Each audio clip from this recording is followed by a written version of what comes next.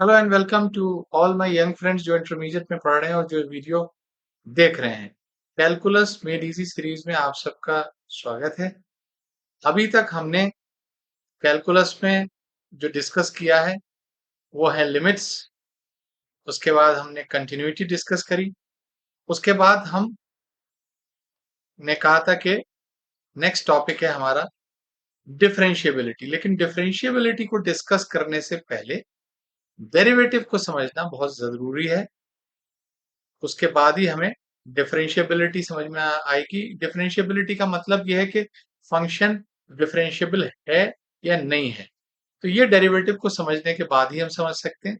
उसके बाद हम डेरिवेटिव कैसे निकालते हैं, इस प्रोसेस को जिसे डिफरेंशिएशन कहते हैं वो समझेंगे। तो चलिए सबसे पहले आज हम डेरिवेटिव के कॉन्सेप्ट को समझते हैं कि डेरिवेटिव किसे कहते हैं। डेरिवेटिव का मतलब होता है rate of change of function.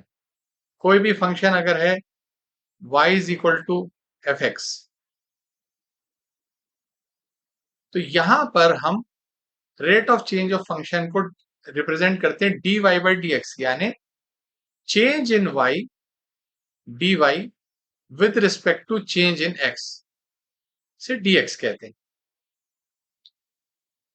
अब एक टर्म आती है जो हमने अभी कहा, डिफरेंशिएशन। डिफरेंशिएशन उस प्रोसेस को कहते हैं जब जो प्रोसेस हम डेरिवेटिव के निकालने में इस्तेमाल करते हैं। बल्कि डेरिवेटिव को डिफरेंशियल कोफिशिएंट भी कहा जाता है, डिफरेंशियल कोफिशिएंट भी हम कहते हैं। तो चलिए हम एग्जाम्पल से आपको समझाते हैं। मान लीजिए आप किसी भी मूविंग बॉडी के लिए speed versus time graph plot कर रहे हैं और ये इस तरह से स्ट्रेट लाइन आता है। जब t1 टाइम पर इसकी स्पीड थी s1, t2 टाइम पर इसकी स्पीड हो गई s2। तो आप देखें यहां पर स्पीड s1 से बढ़ के s2 हो गई कितने टाइम में? t1 माइनस t2 टाइम के अंदर। ठीक। तो यहां पर रेट ऑफ चेंज जो है वो बराबर हो गया s2 minus s1 upon t2 minus t1। तो हम इसे लिखेंगे rate of change s2 minus s1 upon t2 minus t1। अगर ये पॉइंट ए है, ये बी है, ये सी है, तो s2 माइनस s1 जो है वो होगा बी सी के और t2 माइनस t1 होगा ए बी के। तो अगर ये एंगल हमारा थीटा है तो BC अपॉन ए बी हो जाएगा टेन थीटा। इसका मतलब है टेन थीटा जो है वो है rate of change of this function, या कहेंगे rate of change of speed with time. ठीक है। अब यहां एक बहुत इंपॉर्टेंट चीज नोट करने की है कि चूंकि ये स्ट्रेट लाइन है, इस फंक्शन का जो ग्राफ है स्ट्रेट लाइन है। आप कोई भी इंटरवल ले लीजिए टाइम का, मान लीजिए टी इंटरवल ले लिया, उसमें स्पीड कितनी बढ़ी हमारी? मान लीजिए एस इंक्रीज हुई, यहां से यहां तक पहले स्पीड ये थी, फिर बढ़ के यहां हो गई। तो अगर आप फिगर को इधर कंप्लीट करें तो ये एस होगा और ये टी होगा, और अगर ये एंगल थीटा है तो ये भी थीटा होगा। इतने पोर्शन में भी रेट ऑफ चेंज क्या होगा? एस अपॉन टी, वो भी टेन थीटा होगा। तो किसी भी पोर्शन ले लें कर्व का, कोई भी portion, rate of change constant होगा क्योंकि स्ट्रेट लाइन से रिप्रेजेंट कर रहा है। यहां भी एंगल थीटा है, किसी भी जगह आप ले लें, इधर ले लें, यहां भी एंगल थीटा होगा, इधर ले लें कोई, तो इधर भी एंगल थीटा होगा। तो रेट ऑफ चेंज इस फंक्शन का कांस्टेंट है। लेकिन अगर स्पीड इस तरह से ना इंक्रीज होके इस तरह से इंक्रीज हुई होती, शुरू में T1 पर S1 ही है, T2 पर S2 ही है, लेकिन बीच में इस तरह से चेंज हो रही है स्ट्रेट लाइन के बजाय। अब हम रेट ऑफ चेंज इस फंक्शन का कैसे निकालें? हाँ, S2 minus S1 upon T2 minus T1, ये तो एवरेज रेट ऑफ चेंज हो जाएगा।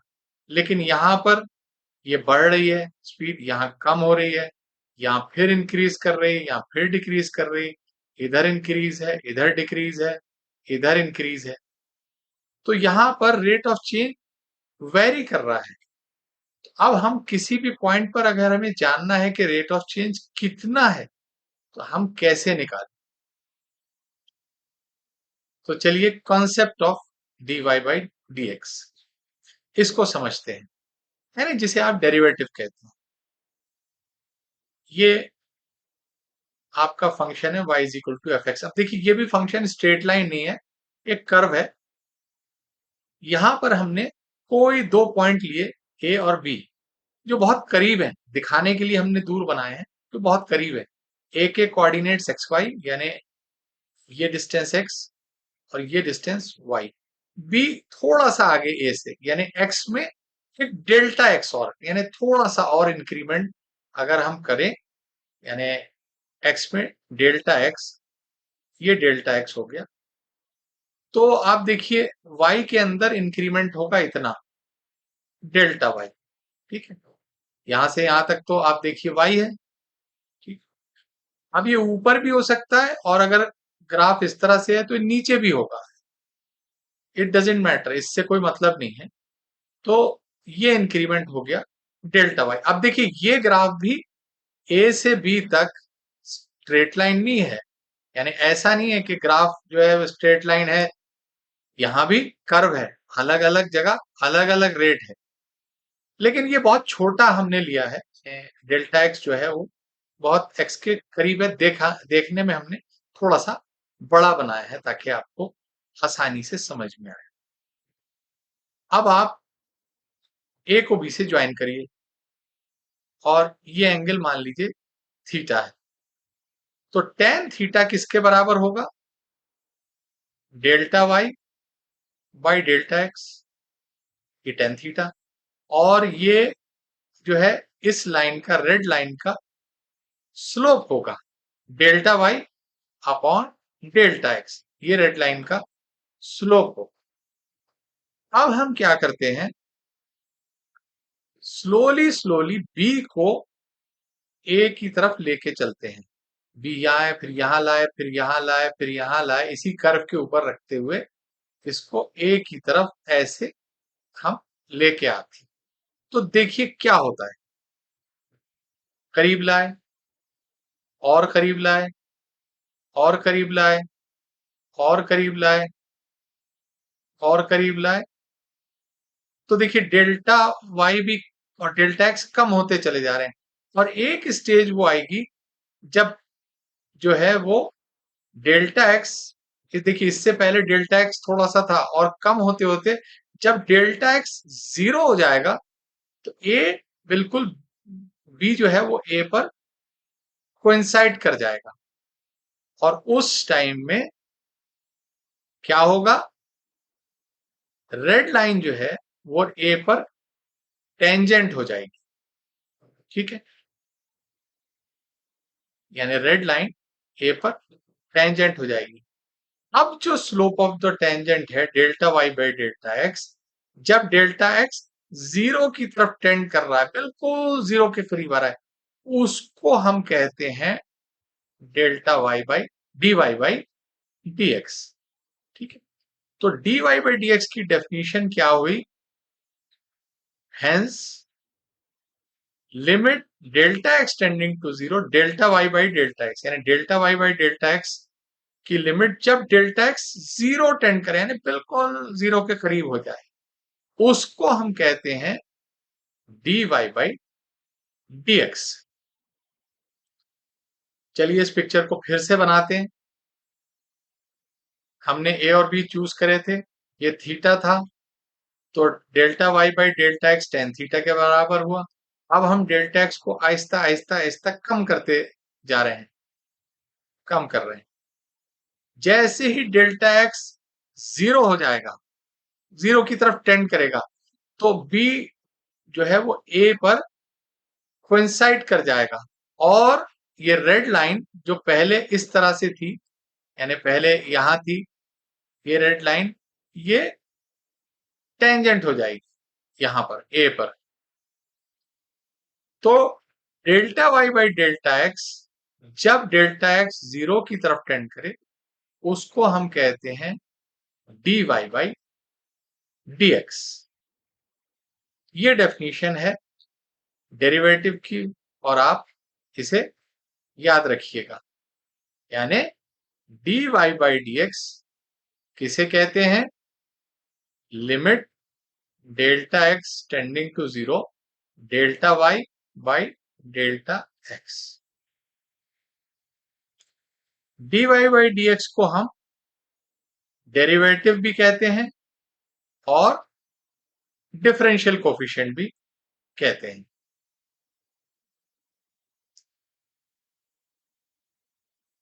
तो इसका मतलब ये हुआ कि d Y by D x किसी भी पॉइंट पर, किसी भी पॉइंट पर उस पॉइंट पर डाले गए टेंजेंट का स्लोप होता है। ठीक है, यानी अगर ए पर हम d Y by D x निकाल रहे हैं, तो वहां पर एक टेंजेंट डाल दें, उसका जब आप स्लोप निकालेंगे वो होगा d Y by D x. ठीक,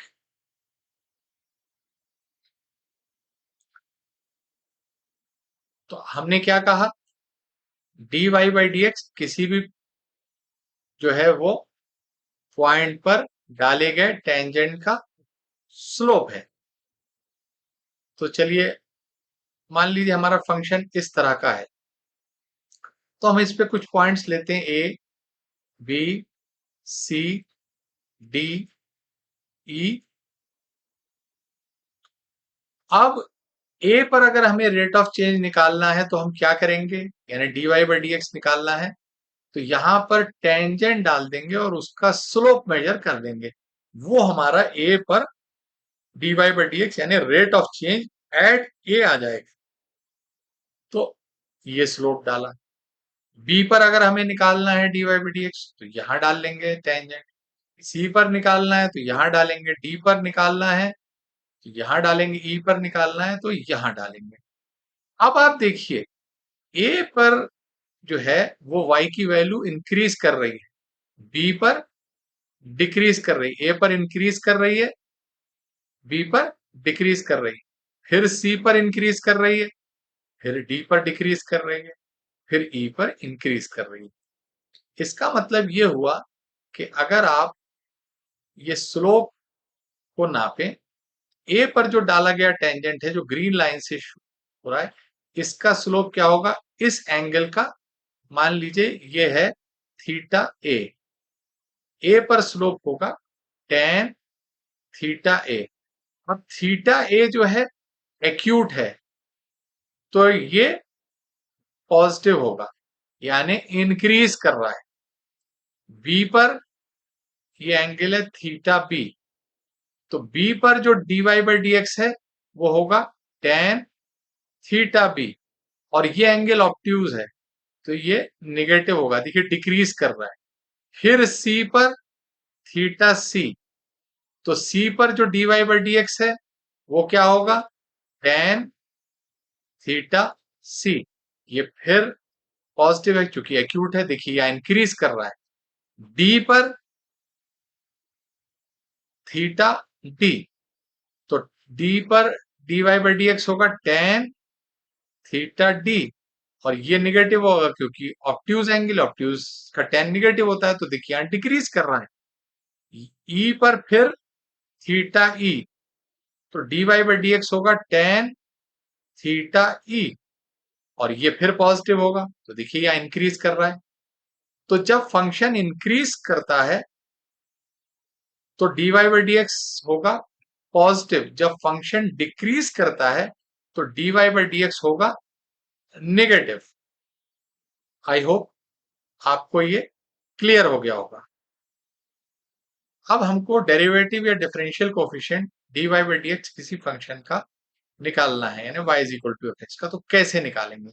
तो देखिए dy बाई डी एक्स की डेफिनेशन हमने क्या बताई, dy बाई डी एक्स बराबर है limit delta x tending to zero delta Y upon delta x. अब यहां पर हम क्या करेंगे, हमें किसका निकालना है dy by D x, y is equal to F x का। तो अगर हम x के अंदर थोड़ी सी चेंज करते हैं यानी डेल्टा x, तो y में थोड़ी सी होगी, यानी y प्लस डेल्टा वाई बराबर होगा F x plus delta x. यानी x में अगर थोड़ी सी चेंज करी जाए तो y में चेंज होगी, वो पॉजिटिव या निगेटिव इससे हमारा मतलब नहीं है। This implies that delta Y बराबर होगी F x plus delta x minus Y, और y जो है वो एफ एक्स है। तो delta Y is equal to F x plus delta x minus F x.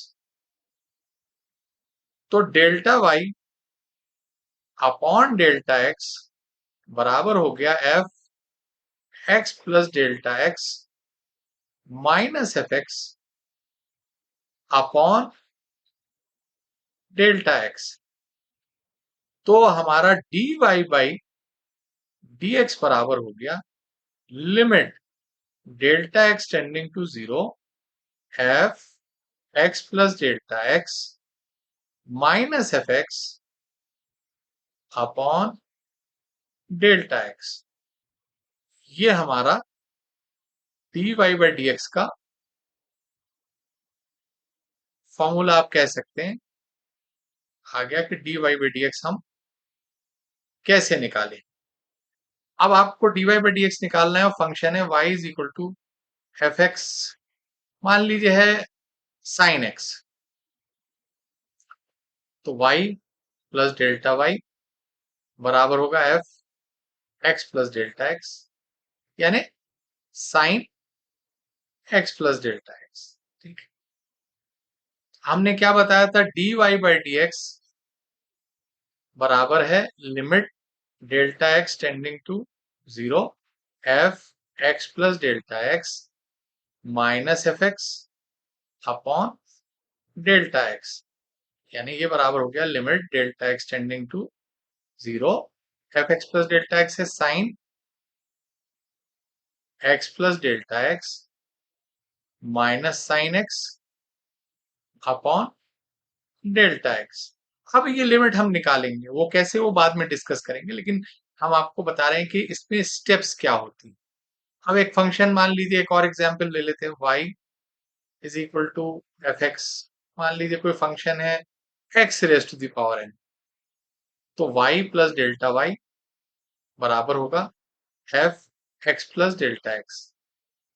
यानी x में थोड़ी सी चेंज y में थोड़ी सी चेंज लाएगी, इसका मतलब ये होता है x plus delta x whole raise to the power n। तो dy बाई डी एक्स हमारा किसके बराबर होगा, limit delta x tending to zero F x plus delta x minus F x upon delta x. ये बराबर होगा limit delta x tending to zero x plus delta x whole raise to the power n minus x raise to the power n upon delta x.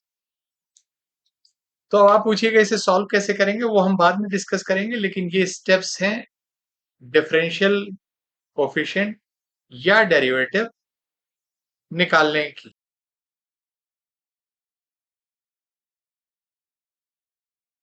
जरूरी नहीं है कि function हर point पर differentiable हो सकता है कि कुछ ऐसे पॉइंट्स हो जहां फंक्शन डिफरेंशिएबल ना हो। इसीलिए आज का हमारा टॉपिक है डिफरेंशिएबिलिटी। तो चलिए शुरू करते हैं अपना टॉपिक आज का, डिफरेंशिएबिलिटी। कोई भी फंक्शन, किसी भी फंक्शन का डेरिवेटिव किसी पॉइंट पर एग्जिस्ट करता है, या हम ये कहें फंक्शन डिफरेंशिएबल है, यानी डिफरेंशिएबल है तो डेरिवेटिव एग्जिस्ट करेगा। उसकी कुछ कंडीशंस है। उसकी कंडीशन है फंक्शन इज डिफरेंशिएबल और डेरिवेटिव एग्जिस्ट। इस सिंबल को कहते हैं if and only if. If and only if left hand derivative and right hand derivative उस पॉइंट पर एग्जिस्ट करते हैं। सबसे पहले तो वो एग्जिस्ट करना चाहिए और फिर इक्वल होना चाहिए। तो किसी भी फंक्शन को डिफरेंशिएबल होने के लिए किसी पॉइंट पर लेफ्ट हैंड डेरिवेटिव और राइट हैंड डेरिवेटिव का एग्जिस्ट करना जरूरी है, और ये भी जरूरी है कि वो इक्वल हो। अब सवाल ये होता है, और आपके मन में भी ये सवाल उठेगा कि लेफ्ट हैंड और राइट हैंड डेरिवेटिव क्या होते हैं। तो चलिए हम समझाते हैं कि लेफ्ट हैंड और राइट हैंड डेरिवेटिव क्या होते हैं। मान लीजिए ये फंक्शन है y is equal to F x. इस पर हम एक पॉइंट ए लेंगे, एक्स वाई। इसके कोऑर्डिनेट्स हैं, ये x है और ये y है। थोड़ा सा और हम x की डायरेक्शन में बढ़ेंगे और हम ये पॉइंट बी लेंगे और ये डिस्टेंस डेल्टा एक्स। अब डेल्टा एक्स बहुत छोटा है, हमने दिखाने के लिए इसको बड़ा बनाया है। तो x में अगर थोड़ी सी चेंज होगी तो y के अंदर भी थोड़ी सी चेंज होगी, डेल्टा y। ए बी को ज्वाइन कर दीजिए। अब delta y upon delta x क्या हो गया? Slope of A B. ये हो गया ए बी लाइन का स्लोप। अब dy बाई डी एक्स हमारा क्या था? यानी जो डेरिवेटिव हमने निकाला वो था limit delta x tending to zero delta Y upon delta x. यानी जब ये डेल्टा एक्स जीरो हो जाए, यानी डेल्टा एक्स को हम जीरो कर दें, यानी बी को हम ए के करीब लेते चले जाएं, बिल्कुल जब ये कोइंसाइड हो जाए उस वक्त जो ये स्लोप होगा delta Y by delta x, उसको हम कहते हैं d Y by D x, यानी हमारा डेरिवेटिव। तो चलिए हम बी को ए के करीब करते हैं।